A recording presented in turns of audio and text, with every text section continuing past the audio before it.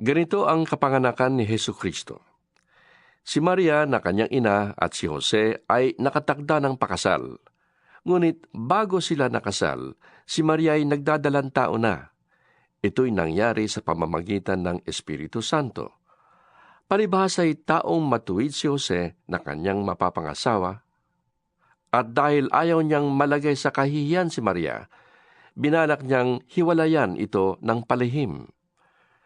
Subalit, habang pinag-iisipan ito ni Jose, nagpakita sa kanya sa panaginip ang isang anghel ng Panginoon. Sinabi nito sa kanya, Jose, anak ni David, huwag kang matakot na pakasalan si Maria, sapagat ang sanggol na ipinaglihi niya ay mula sa Espiritu Santo. Magsisilang siya ng isang lalaki. Jesus ang ipapangalan mo sa kanya, sapagkat ililigtas niya ang kanyang bayan sa kanilang